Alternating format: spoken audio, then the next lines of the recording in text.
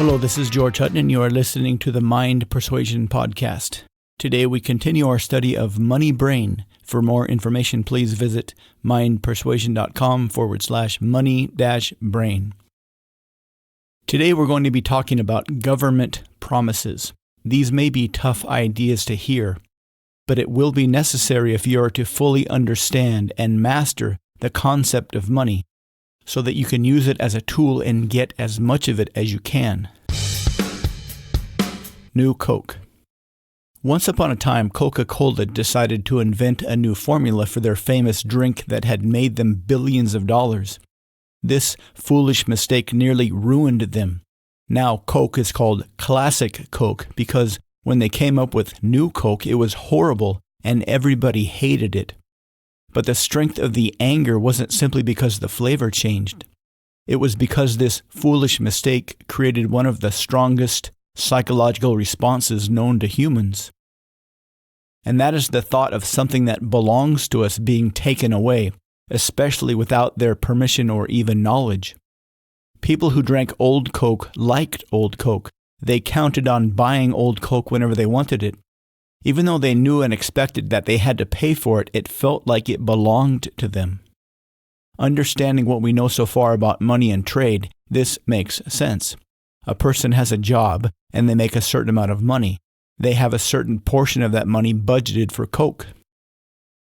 If they get paid every other Friday and they spend that money the same way every other Friday, they start to think in terms of getting their stuff. When they get cash and they go to the store, they don't think in terms of going to the store and hopefully making a trade of some currency for some Coke. In their mind, that money is Coke. They think in terms of going to the store and getting their Coke. This is how we speak when we go to a known place to buy a known thing.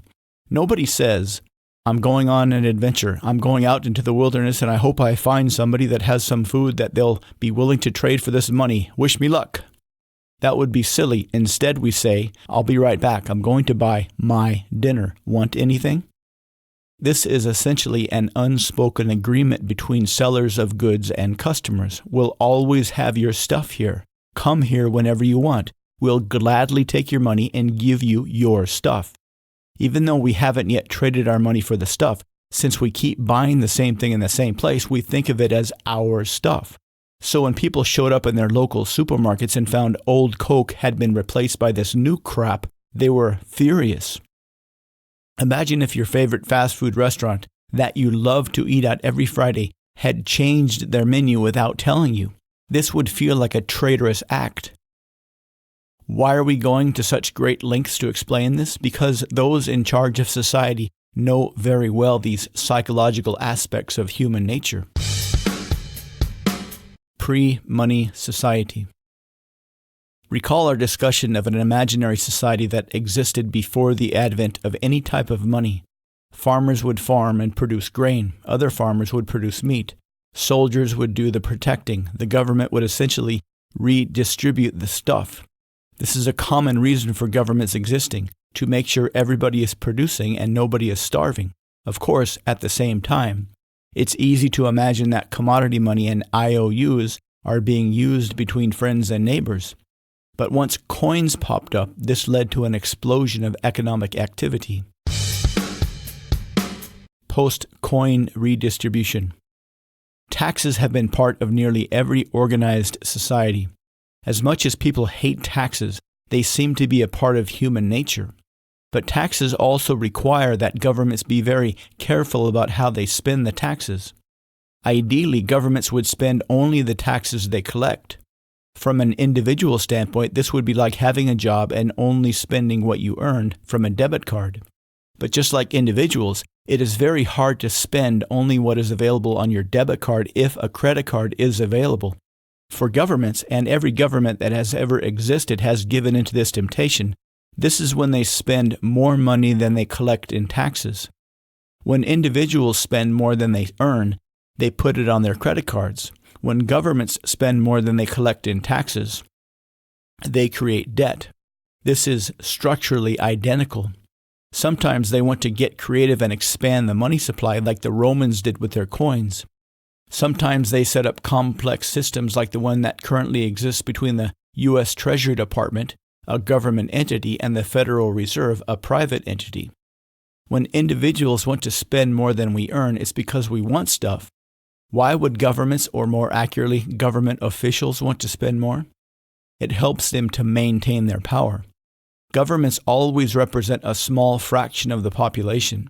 In most cases, the folks in charge need to have the acceptance of the people they are in charge of. They need to collect taxes, but they need to create an idea that their taxes are being spent wisely. The more creatively governments can come up with reasons for spending money, the more they'll likely stay in power. This is when they come up with a very powerful narrative, one that we must understand and see it for what it is if we are ever to fully feel in control of money.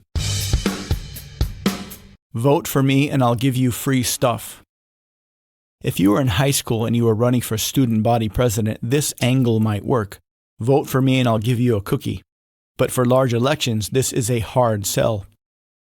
A politician who blatantly said, "Vote for me and I'll give you free money," wouldn't be believed. But those that do want power need to give us a reason for allowing them to have power. And this uses the same instinctive trade idea that we use to buy things, to take action or to trade chips for cookies.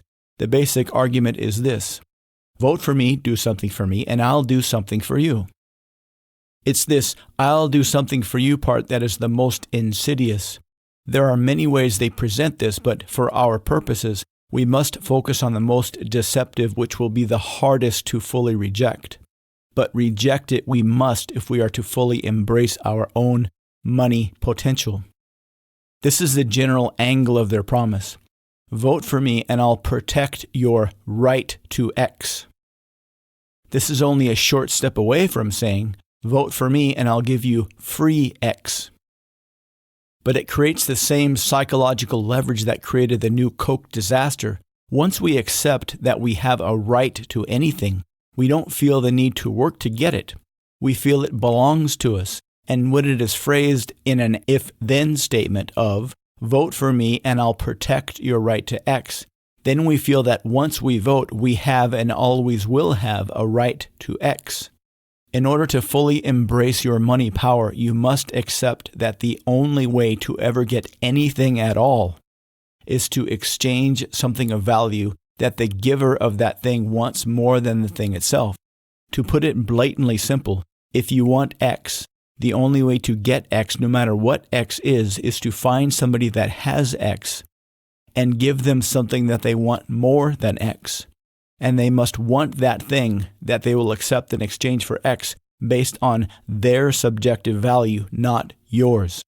This is a very, very difficult pill to swallow, but if you can accept this simple idea, you are one step closer to fully stepping into your money power.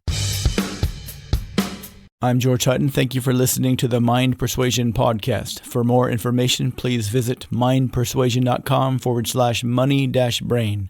I look forward to speaking with you again soon.